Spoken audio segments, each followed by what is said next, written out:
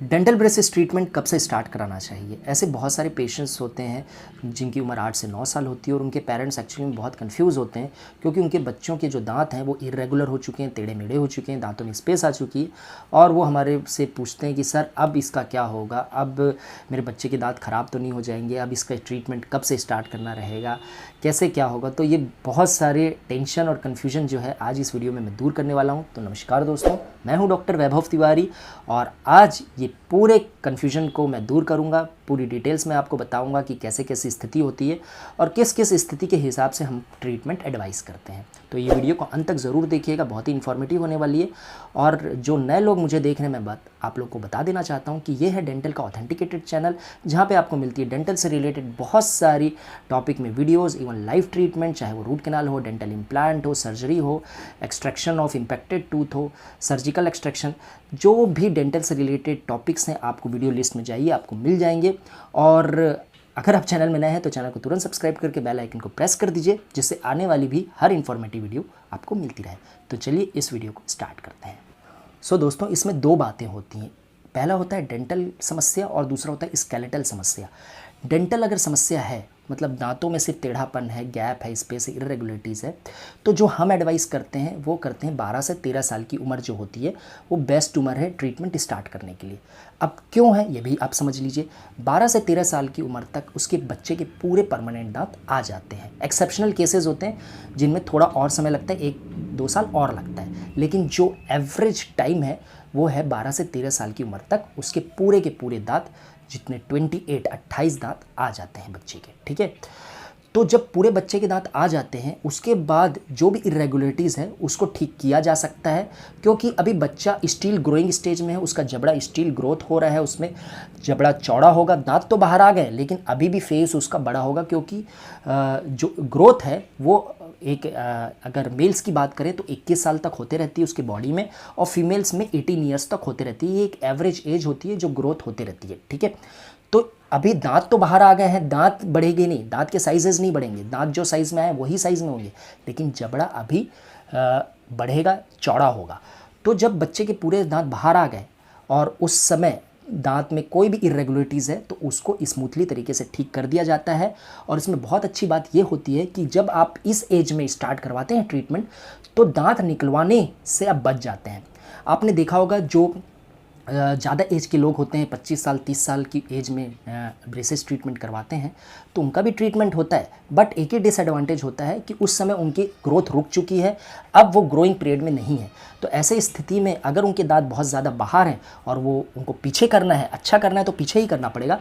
तो पीछे करने के लिए हमको स्पेस चाहिए और स्पेस है नहीं, इस वजह से हमको स्पेस बनाना पड़ता है और दांत निकलवाना पड़ता है। ठीक है, तो ये जो सिर्फ एक डिसएडवांटेज होता है, जब आप ज़्यादा उम्र में ब्रेसेस ट्रीटमेंट में जाते हैं तो दांत निकलवाना का एक काम होता है जो आपको करवाना पड़ता है। तो लेकिन ये भी कोई डरने वाली बात नहीं होती है, बहुत ही स्मूथली तरीके से होता है। अगर आपको डर लगता है तो आप मेरा ऊपर जाके वीडियो देख सकते हो, लिंक आ जाएगा, डिस्क्रिप्शन बॉक्स में भी लिंक दे दूँगा कि किस तरह से दांत निकाला जाता है, और आप वो वीडियो देख के आपको कॉन्फिडेंस बढ़ेगा। ठीक है, तो आप जाके देख सकते हैं। तो गाइस, यहाँ पे आप समझ गए होंगे, जब कम उम्र रहती है और हम ट्रीटमेंट स्टार्ट कराते हैं तो हमारा ग्रोइंग पीरियड में बॉडी रहता है और ऐसे में हम एक्सट्रैक्शन से बच जाते हैं। 95% केसेस में दांत नहीं निकलवाना पड़ता, कुछ एक्सेप्शनल केस होते हैं जिसमें दांत निकालना पड़ता है। ठीक है, बट 95% केसेस में दांत बिल्कुल नहीं निकालना पड़ता, चाहे कितनी भी इरेगुलरिटीज़ हो। ठीक है, तो ये 12 से 13 साल की बेस्ट उम्र होती है जो मैं एडवाइस करता हूँ अपने पेशेंट्स को। अच्छा, कुछ डॉक्टर्स यहाँ भी मैं बता दूँ जो जल्दी ट्रीटमेंट करते हैं, मतलब 10 साल में भी बच्चे के ट्रीटमेंट ब्रेसेस स्टार्ट कर देंगे, 9 साल में भी स्टार्ट कर देंगे, लेकिन पर्सनली मैं एडवाइस नहीं करता हूँ। उसका रीज़न ये भी है क्योंकि जब बच्चा 9 से 10 साल की उम्र में है तो पहली बात तो उसका पूरा परमानेंट दांत आया नहीं है। ठीक है, कुछ उसमें दूध के दांत हैं, कुछ परमानेंट दांत हैं, कुछ परमानेंट दांत अंदर हैं जो बाहर नहीं आए हैं, तो ये एक डिसएडवांटेज रहता है। और दूसरा डिसएडवांटेज ये रहता है कि बच्चा छोटा है अभी ब्रेसेस ट्रीटमेंट जब बड़े भी पहनते हैं तो उनको इरिटेशन होती है एक महीने तक, तो बच्चा जो 9 साल 10 साल का है तो उसको कितना इरिटेशन होगा। तो कई बार ऐसा होता है कि ट्रीटमेंट 3 से 4 महीने में हमको हटाना पड़ता है, मतलब बीच में ही स्टॉप करना पड़ता है, रोकना पड़ता है। तो इसलिए मैं बिल्कुल एडवाइस नहीं देता कि आप 9 से 10 साल की उम्र में ट्रीटमेंट कराएं। ट्रीटमेंट आराम से हो सकता है, थोड़ा सा रुक जाइए, परमानेंट दांत आने दीजिए और फिर ट्रीटमेंट स्टार्ट कराइए, रिजल्ट अच्छा मिलेगा।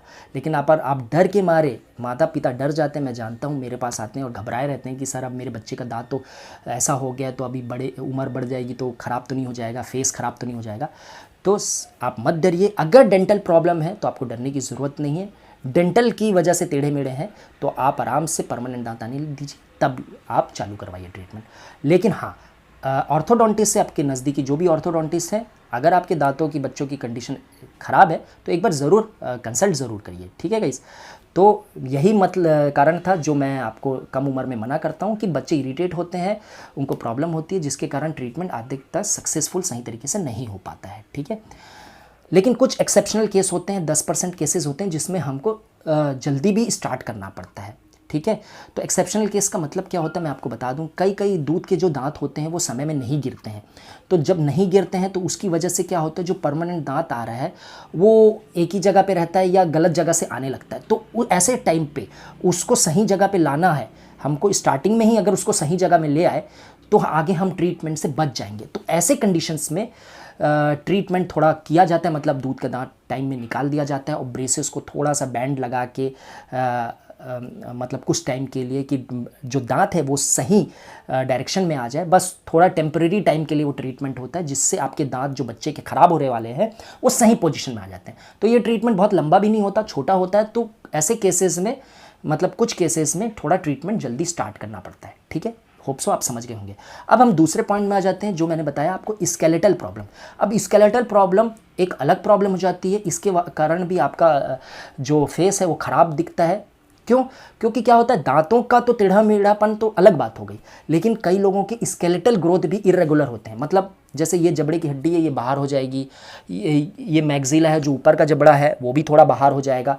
तो ये चीज़ आपको देखना है। आपके बच्चे में जब आप 8-9 साल 7 साल का बच्चा होगा तो आपको दिखेगा कि उसका फेस का जो जबड़ा है वो कहीं इरेगुलर तो नहीं है। अगर आपको लगता है इरेगुलरिटीज़ है तो आपको तो इवन 6-7 साल में ही चले जाना चाहिए अपने ऑर्थोडोंटिस्ट से कंसल्ट करने, क्योंकि ऐसे कंडीशंस में ट्रीटमेंट जल्दी ही किया जाता है, स्टार्ट किया जाता है कि वो चीज़ बढ़े नहीं। क्योंकि मैं आपको बताया जैसे कि ये ग्रोइंग पीरियड में है, अभी धीरे धीरे जैसे जैसे एज बढ़ेगी उसका फेस बढ़ेगा, जबड़ा बढ़ेगा, साइज़ बढ़ेगा।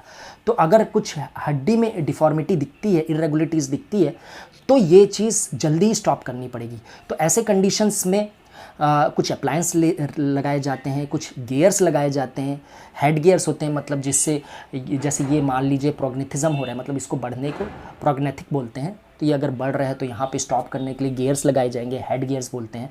तो वो चीज़ थोड़े लगाए जाते हैं, क्योंकि जब बच्चा स्केलेटल ग्रोथ हो रही है तो उसको हमको स्टॉप करना है कि वो ख़राब तरीके से ग्रो मत हो जाए, ठीक है।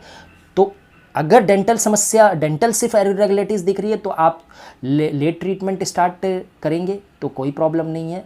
जब परमानेंट दांत आ जाए तभी स्टार्ट करना चाहिए।